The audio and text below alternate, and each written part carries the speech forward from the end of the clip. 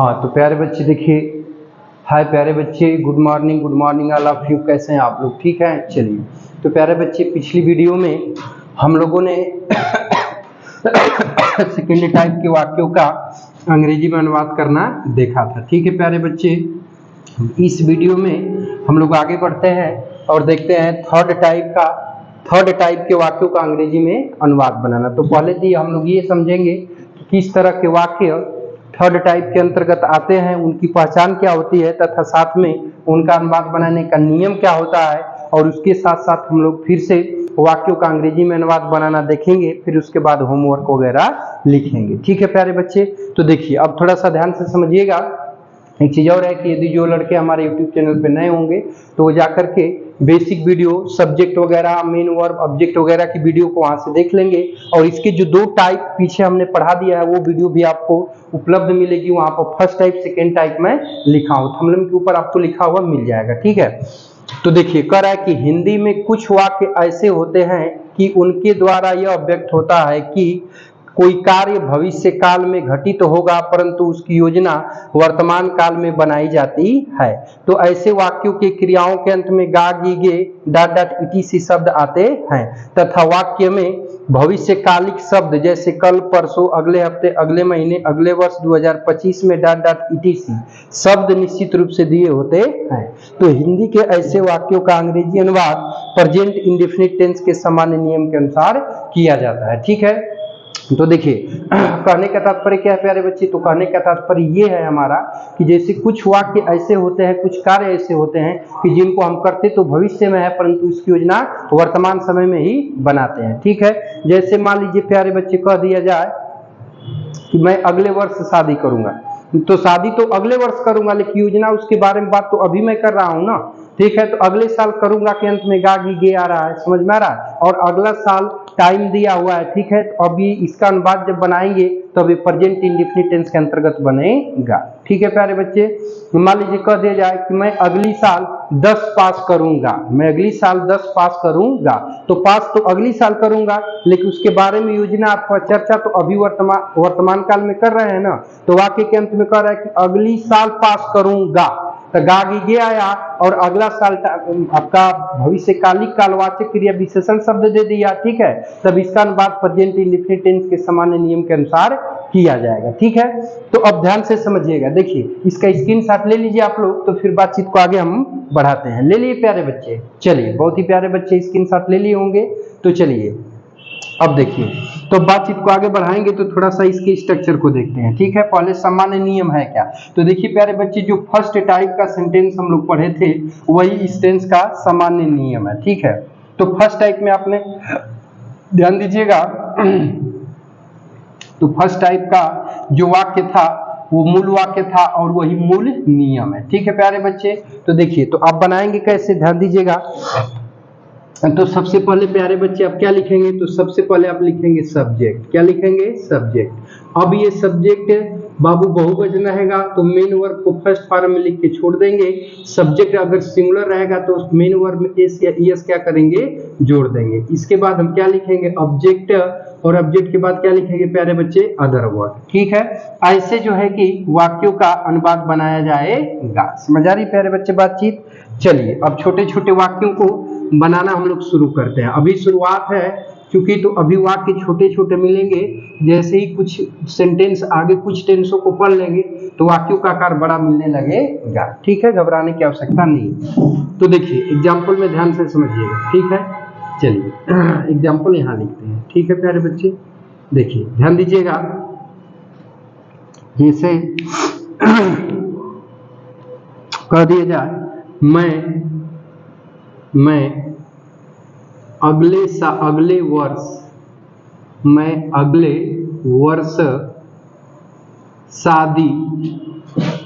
शादी करूंगा, मैं अगले वर्ष शादी करूंगा। ठीक है प्यारे बच्चे, तो देखिए थोड़ा सा ध्यान दीजिएगा बातचीत पे।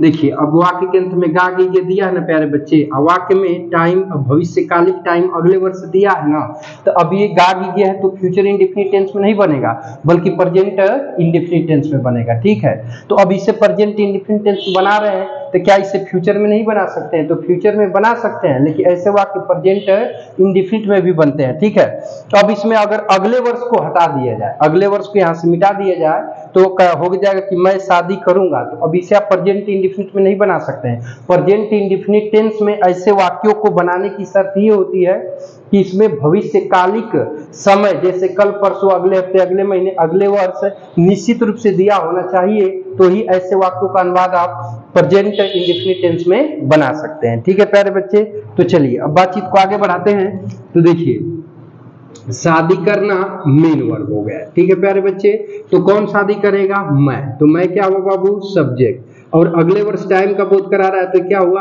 Other word. ठीक है, तो जब अनुवाद बनाएंगे तो सबसे पहले देखिए सब्जेक्ट लिखेंगे ना, तो सब्जेक्ट मैं की अंग्रेजी क्या हो जाएगी? आई। ठीक है, अब मेन वर्ब का नंबर है तो शादी करना मेन वर्ब है, तो इसकी मीनिंग होगी गेट मैरिड। गेट मैरिड माने क्या होता है? शादी करना। ठीक है, अब आई बहुवचन है तो प्यारे बच्चे वर्ब को फर्स्ट फॉर्म में ही लिखकर क्या करेंगे? छोड़ देंगे। ठीक है, अब अगले वर्ष बचा तो इसका मीनिंग हो जाएगा नेक्स्ट ईयर। नेक्स्ट ईयर मतलब क्या होता है प्यारे बच्चे?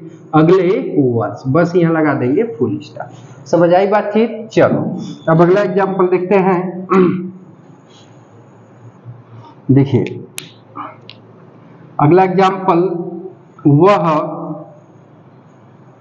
अगले वर्ष नहीं 2030, वह 2030 में मुख्यमंत्री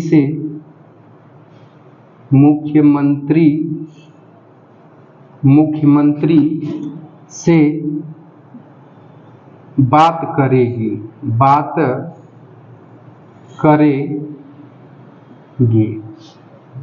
ठीक है प्यारे बच्चे, देखिए कह रहा है कि वह 2030 में मुख्यमंत्री से बात करेगी। ठीक है प्यारे बच्चे, तो देखिए हैगा गी दे रहा है ना, और वाक्य में देखिए भविष्यकालिक समयवाचक शब्द क्या दिया है? 2030 में, तो ये तो अदर वर्ड में चला गया। ठीक है, अब बात करना आपका क्या है प्यारे बच्चे? Main word. तो कौन बात करेगी? तो वह हमारा क्या हुआ? सब्जेक्ट। ठीक है, किससे बात करेगी? तो मुख्यमंत्री से। देखिए तो ये ऑब्जेक्ट नहीं है लेकिन क्षण भर के लिए ऑब्जेक्ट मान लीजिए, लेकिन ये आएगा अदर वर्ड में। अभी मैं बताऊंगा कि ऑब्जेक्ट क्यों नहीं है। ठीक है, देखिए पहले बात बना लेते हैं। तो करता हुआ की अंग्रेजी कर्ता की जगह पे क्या लिखेंगे प्यारे बच्चे? तो सी। ठीक है, अब बात करना का मीनिंग क्या होती है? टाक। ठीक है, परंतु ये कर्ता एक वचन है तो वर्ब को एक वचन बनाने के लिए क्या करेंगे? जोड़ देंगे, तो सी टाक्स। ठीक है, अब क्या बचा? मुख्यमंत्री से, तो हो जाएगा with the CM. With the CM, CM मतलब चीफ मिनिस्टर। ठीक है, तो देखिए विद ये क्या है? आपका प्रीपोजिशन है। अब प्रीपोजिशन कहीं भी जाती है तो अपना क्या लेती है? ऑब्जेक्ट। तो ये ऑब्जेक्ट है परंतु इस प्रीपोजिशन का है, इस वर्ब का ये ऑब्जेक्ट नहीं है। समझ में आ रहा है ना? अब क्या बचा? 2030 में, तो हो जाएगा इन 2030। बस यहाँ लगा लेंगे फुल स्टॉप। समझ में आ रही प्यारे बच्चे बातचीत? चलिए बहुत ही प्यारे बच्चे हैं, सुंदर बच्चे हैं, चीज को ध्यान से समझिएगा। ठीक है, चलिए अब अगले वाक्य की तरफ बढ़ते हैं। ठीक है प्यारे बच्चे, कोई दिक्कत नहीं ना है? चलिए हाँ, तो प्यारे बच्चे देखिए अब बातचीत को आगे बढ़ाते हैं और इसको मिटा लेते हैं। ठीक है प्यारे बच्चे, तो फिर बातचीत को आगे बढ़ाते हैं। ठीक है, चलिए देखिए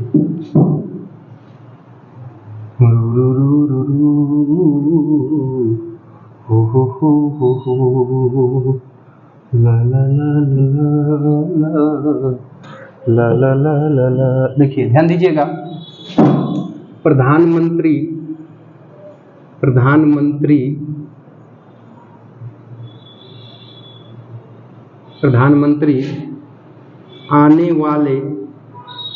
आने वाले सत्र में सदन को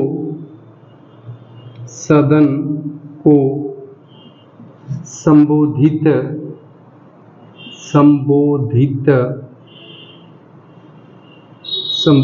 करेंगे। ठीक है प्यारे बच्चे, अब देखिए थोड़ा सा बातचीत पे ध्यान दीजिएगा। ठीक ना, देखिए अब गे शब्द आया है और आने वाले सत्र में, ये भविष्यकालिक टाइम दिया है। ठीक है, ये भविष्यकालिक टाइम दिया है, तो अब ये पूरा आपका क्या हो गया, अदर वर्ड। ठीक है, अब संबोधित करना मेन वर्ब है। ठीक है, तो कौन संबोधित करेंगे, प्रधानमंत्री, ये हमारा क्या हुआ, सब्जेक्ट। क्या किसको संबोधित करेंगे, सदन को, ये हमारा क्या हुआ, ऑब्जेक्ट। ठीक है, तो अब देखिए, अब इसका अनुवाद बनाएंगे तो प्यारे बच्चे, कर्ता प्रधानमंत्री की अंग्रेजी क्या हो जाएगी, तो हो जाएगी द प्राइम मिनिस्टर। क्या हो जाएगी, द प्राइम मिनिस्टर। ठीक, कोई दिक्कत नहीं है बाबू, चलो minister.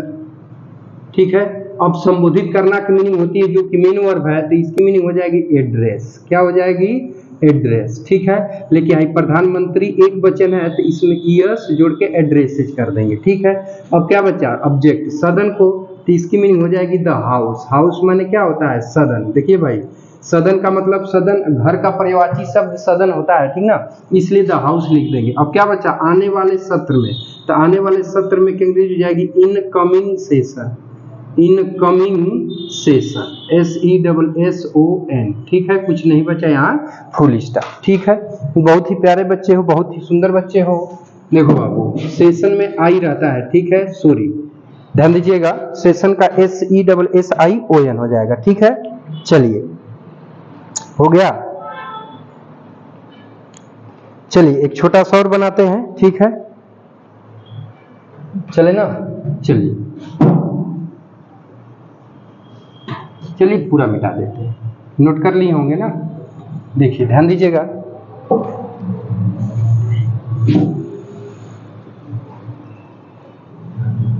Test match, test match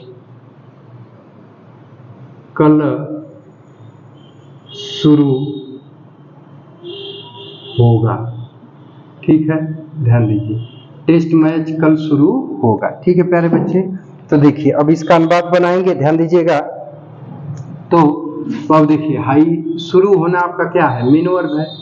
ठीक है, तो कौन शुरू होगा, टेस्ट मैच। ठीक है, सब्जेक्ट हो गया, और ये टाइम दिया है तो किस में जाएगा, अदर वर्ड में। ठीक है, तब इसका अनुवाद बनाएंगे तो टेस्ट मैच का क्या हो जाएगा प्यारे बच्चे, तो द टेस्ट मैच। क्या हो जाएगा, द टेस्ट मैच। ठीक, कोई दिक्कत नहीं ना है। अब देखिए, टेस्ट मैच एक वचन है तो शुरू होना का स्टार्ट, एक वचन है तो इसमें एस जोड़ के क्या कर देंगे, स्टार्ट। ठीक है, अब देखिए कल, तो कल की मीनिंग क्या हो जाएगी, टुमारो। क्या हो जाएगी प्यारे बच्चे, टुमारो। ठीक, बस यहाँ लगा लेंगे फुल स्टॉप। समझ आई बातचीत। चलो, बहुत ही सुंदर बच्चे हो, बहुत ही अच्छे बच्चे हो। ठीक है, अब मैं बातचीत को आगे बढ़ाता हूँ प्यारे बच्चे। ठीक, एक और बता दूं, चलो एक और बता देता हूं, ये लास्ट है। ठीक है, चलो देखिए ध्यान दीजिएगा, हम लोग अगले हफ्ते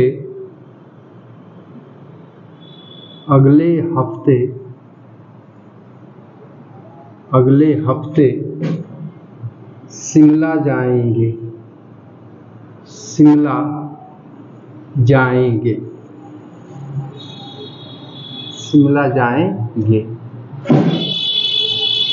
देखिए प्यारे बच्चे ध्यान दीजिएगा, तो जाना आपका क्या है, मेन वर्ब है। ठीक है, तो कौन जाएंगे, हम लोग। ठीक है, अब देखिए, हाई शिमला उद्देश्य है तो ये अदर वर्ड में भी आएगा, और अगले हफ्ते भी किस में आएगा, अदर वर्ड में आएगा, लेकिन इसको पहले लिखेंगे, इस अदर वर्ड को बाद में लिखेंगे। देखिए दो अदर वर्ड है तो एक टाइम को व्यक्त करा, तो टाइम वाला अदर वर्ड हमेशा अंत में जाता है। ठीक है, इस चीज का ध्यान रखिएगा।